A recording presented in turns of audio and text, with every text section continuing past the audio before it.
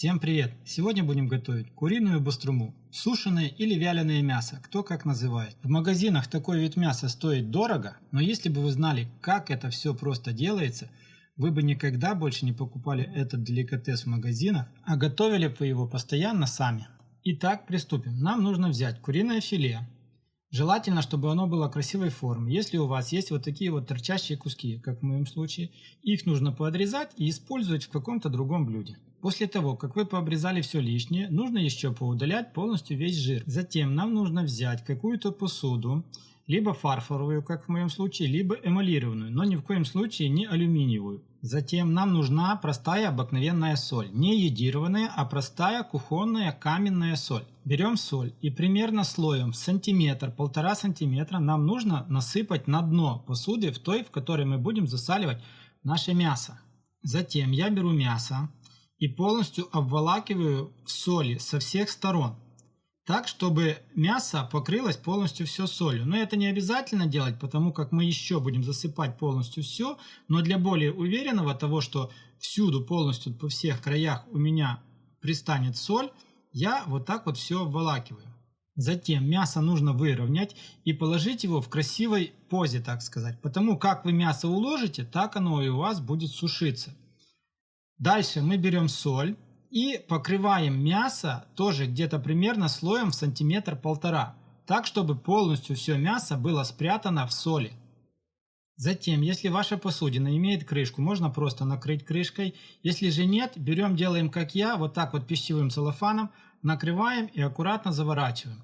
А затем вот это все нам нужно установить в холодильник на нижнюю полку ровно на одни сутки. Можно чуть больше, нежели на сутки, но ни в коем случае не меньше.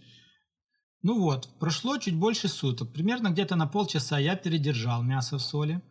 И посмотрите, соль впиталась в мясо, видим, что соль немножко просела. И сейчас нам нужно достать мясо полностью из соли. И вот посмотрите, вот такие вот брусочки, они стали уже немножко твердыми, так сказать. И то, что я вам говорил, как вы мясо уложите, так оно и у вас будет сушиться. Все, дальше вы мясо уже не выровняете. Затем мы берем вот это мясо, берем тарелку с водой и полностью хорошо промываем. Вот так вот в воде нужно вымыть полностью всю соль. Ну а затем мы берем свежую воду, наливаем в тарелку, опускаем наше мясо тоже сюда в воду. И таким образом мясо нужно нам будет вымочить на протяжении 2 часов. Но каждые полчаса воду нам нужно будет менять. После того, как мы вымочили наше мясо, через 2 часа мы берем его и хорошенько обмакаем в бумажные полотенца или салфетки.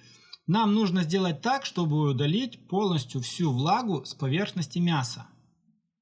Ну а дальше нам нужно приготовить специи, те, в которых мы будем сейчас обмакивать наше мясо, для того, чтобы оно пропиталось, было немножко ароматным, немножко пикантным, и чтобы хорошо высохло. Смотрите, на рынке у бабушек можно купить готовый набор специй к куриной баструме, или же к свиной, или же к говяжьей баструме. У них есть специальные наборы. Либо же сделать вот это все самому, по своему усмотрению, то, как вы хотите. Я буду сегодня делать сам. Сегодня я взял 1 чайную ложку куриной приправы, 1 чайную ложку сушеного чеснока, 1 чайную ложку красного молотого перцу, а затем 3 чайные ложки паприки. Затем нам нужно вот эти все специи перемешать. Я взял ложку и полностью все аккуратно вот так вот вымешал. И получилась одна сплошная такая специфическая приправа. Сразу же скажу, что приправа получается немножко островатая. Если хотите менее островатую, то красного перцу нужно добавлять намного меньше.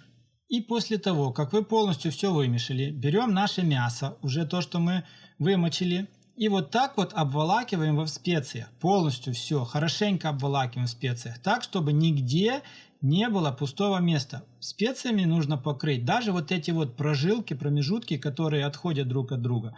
Нужно засыпать им внутрь. Чем больше и аккуратнее вы покроете специями, тем ароматнее и вкуснее будет ваше мясо.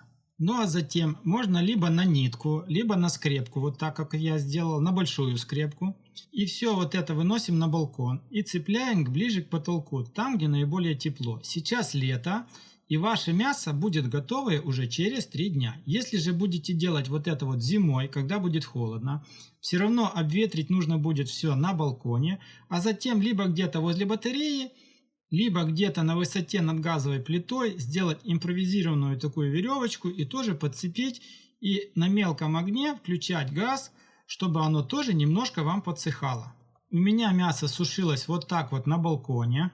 Ну что ж, мое мясо провисело на балконе 3 суток и где-то примерно 4 часа. И вот посмотрите, берем нож, разрезаем и посмотрите, какое мясо получается в разрезе.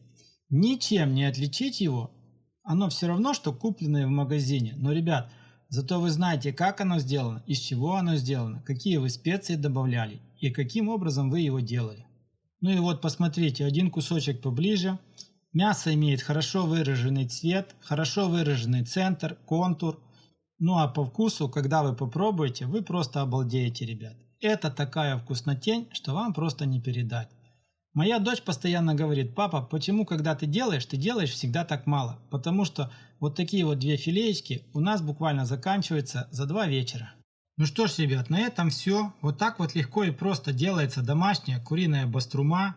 Пробуйте, экспериментируйте, ребят, и обязательно у вас что-то получится, потому как не попробуете, никогда не узнаете, сможете вы это сделать или нет. Ну а на этом все. Кому понравилось, ставьте лайк, кому не понравилось, тоже ставьте лайк. Подписывайтесь на канал, нажимайте на колокольчик, чтобы не пропустить новые видео. И всем пока, всем до скорых встреч на канале Аппетитная кухня.